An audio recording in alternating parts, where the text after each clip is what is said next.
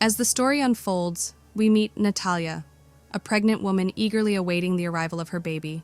Alina, Natalia's mother, stands by her side during these crucial moments. Natalia's discomfort increases as her due date approaches, prompting Alina to rush her to the hospital. The late hour presents a challenge, as most doctors are absent, but a dedicated nurse steps in to provide care. It's in this hospital room that Natalia gives birth to her child, a moment of joy and anticipation. However, their joy turns to shock and concern as they witness something truly extraordinary. The baby starts to levitate, defying the laws of gravity. Natalia and her mother are equally astonished by this remarkable sight. Natalia whispers to her mother that they've just given birth to an angelic child. Alina, with her wisdom and experience, recognizes that this child is anything but typical. Indeed, the baby was born without the constraints of gravity, making them unique. Despite the nurse's protests and insistence that it's not yet time for their discharge, Natalia and her mother decide to leave the hospital and return home. Inside their house, Alina poses a peculiar question to her daughter. She asks her to remember the child's guardian. However, Natalia struggles to recall the details. Alina then reveals to Natalia the gravity of their situation, emphasizing the need for absolute secrecy regarding their extraordinary child. The world must not know about this unique baby, as it could lead to numerous challenges. Before proceeding further, our channel is new, so please subscribe to it. With great care, they choose a name for the child, Oscar. Oscar's upbringing is far from ordinary, as he has to be kept grounded. He has a tendency to float, often sticking to the ceiling, prompting his grandmother to craft special straps to ensure his safety. They make the ceiling soft and feathered to protect him from harm. Their fear is that if left alone outside, Oscar might simply float away into space. This fear forces them to be exceptionally cautious when it comes to Oscar's safety. Both his mother and grandmother devote their lives to his care.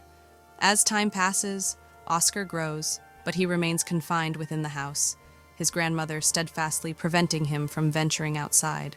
From the confines of his home, Oscar watches cartoons featuring superheroes like Superman and dreams of becoming one himself. He repeatedly questions his mother, Natalia, about why he's not allowed to go outside like other children. His pleas go unanswered, and he longs for the independence that other kids enjoy. One day, driven by frustration and a desire for freedom, Oscar attempts to escape through a window. This act enrages his grandmother, who takes action by sealing all the windows. She sternly informs Oscar that he will never be allowed to roam outside like other school-going children, leaving him feeling trapped within the confines of their extraordinary home. He reads comics and watches TV shows about superheroes while at home.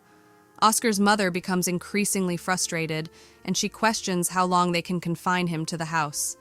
She's determined that he needs to experience the world outside. To ensure he doesn't fly away, she gives him a jacket with 2 stones in its pockets. Defying her mother's concerns, Oscar's mother takes him outside for the first time.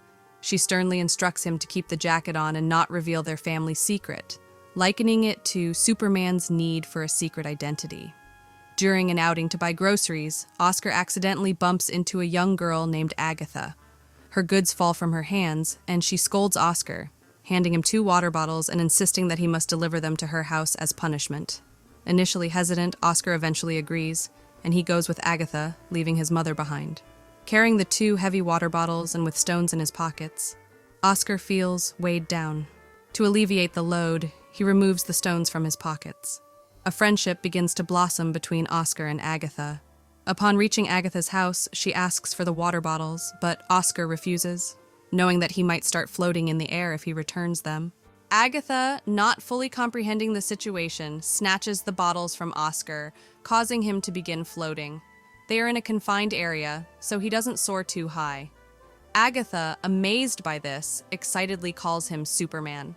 Panicked, Oscar seeks her help, and Agatha rushes inside her house to fetch her pink bag filled with stones, a clever plan to weigh Oscar down. The plan works, and Oscar descends to the ground. They form a close friendship, and Oscar implores Agatha to keep their secret. Meanwhile, Oscar's mother and grandmother are frantic due to his sudden disappearance. They search for him desperately, fearing he may have floated away. His mother discovers the stones Oscar dropped on the ground, which were previously in his pockets. Oscar eventually returns home with Agatha's bag and shares the story with his mother. She becomes suspicious and asks if he revealed their secret. Oscar lies, assuring her he didn't. He continues to meet with Agatha in secret for several days. One day, Oscar's mother learns that Agatha is aware of the secret. She forbids Oscar from seeing her again. Agatha attempts to visit Oscar at his house, but Natalia, his mother, returns her to the doorstep, causing their neighbors to grow suspicious.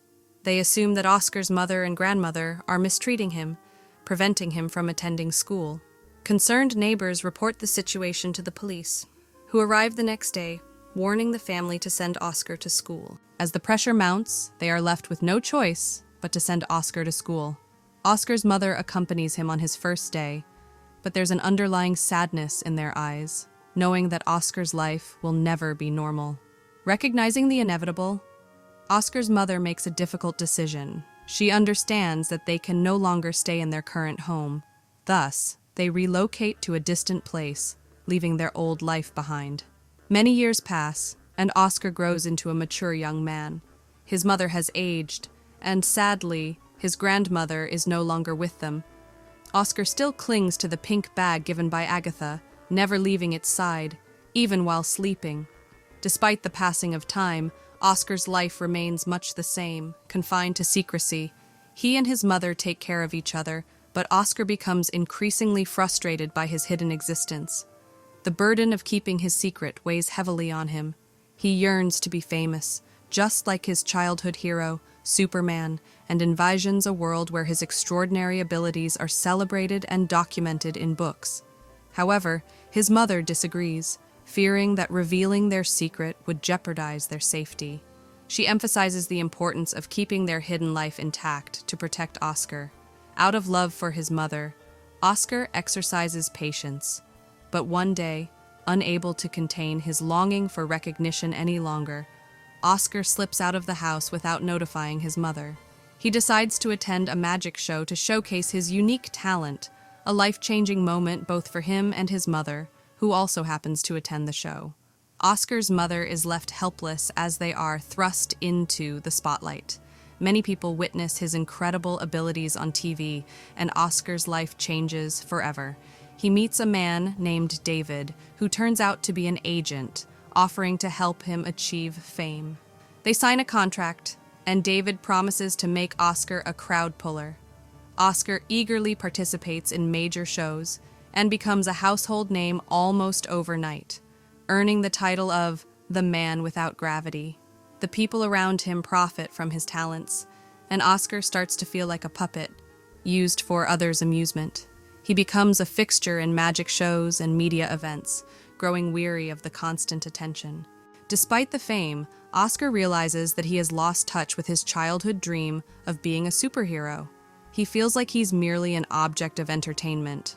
While books, magazines, and documentaries are produced about him, he resents the negative portrayal of his mother and grandmother. The breaking point comes during a show where he's dressed as an angel, which he detests. Oscar angrily protests, declaring that he's not an angel, and expresses his frustration to the audience. He confides in his mother, explaining his desire to leave this life behind. Oscar tells his agent that he's had enough and doesn't want to be famous anymore. He believes it's time to step away from the spotlight, ending his quest for recognition. Oscar has had enough and decides he won't continue with his life in the spotlight. His agent pleads with him, explaining that he can't simply walk away.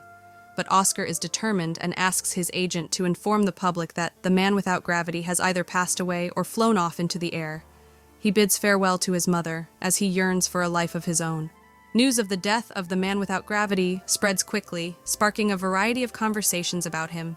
Oscar's mother, now living alone, endures frequent visits from journalists seeking information about her son. However, she remains tight-lipped, guarding their family secret. Many years pass, and Oscar's mother eventually passes away. Oscar, on the other hand, is still very much alive. He has transformed his identity to live in secrecy, growing a long beard and using a wheelchair to hide his true nature. He finds work as a receptionist in a hotel, and everyone treats him with respect and courtesy. One day, he encounters his childhood friend, Agatha, who recognizes him due to the pink bag she had given him as a child. This bag kept him grounded, and prevented him from floating away. Despite his solitary life, they find happiness in reuniting. However, Agatha's life has taken a different path, driven by her pursuit of wealth without a moral compass. She frequents the hotel with various companions, and Oscar can't help but feel a sense of disappointment. He confides in her about his feelings, but she seems indifferent. It becomes evident that Oscar still has strong feelings for her, but they have both changed over the years. Woes and disappointments mark Agatha's life, and Oscar decides to distance himself from her as well. Eventually, they reconcile and decide to get married, returning to their childhood home together. With this union, their story comes full circle, and the movie comes to an end.